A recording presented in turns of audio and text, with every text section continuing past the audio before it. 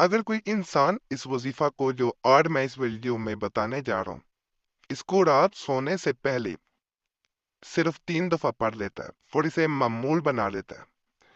تو یقین کریں جس انسان کی محبت کی نیت کی جاتی ہے وہ انسان مل کے رہتا ہے۔ یہ آپ کو وظیفہ نظر آ رہا ہے، اس کو رات سونے سے پہلے با وضو اگر کر لیں گے پھر بھی بہتر ہے، بے وضو ہے پھر بھی بہتر ہے، لیکن ناپاکی کے دنوں میں بہن نہ کرے کوئی بھی۔ اس کو صرف 3 دفعہ پڑھا جاتا ہے، چاہے موبائل سکرین دیکھ کے پڑھ لیں، چاہے آپ سونے سے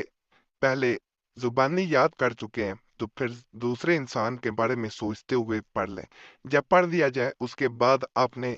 دعا کرتی ہیں کہ یا اللہ پاک، میں نے اپنے تمام معاملات تجھ پہ چھوڑ دیے، میرے غم دور کر دے، میرے لیے آسانیاں پیدا فرما دے اور دوسرے انسان کو میرے نصیب میں لکھ دے۔ یہ عمل اس طرح اثر کرتا ہے کہ انسان کے معاملات میں جو رکاوٹیں ہوتی ہیں، جو رکاوٹیں آپ کے معاملات کو، آپ کی محبت کو آپ سے ملنے سے روک رہی ہوتی ہیں، وہ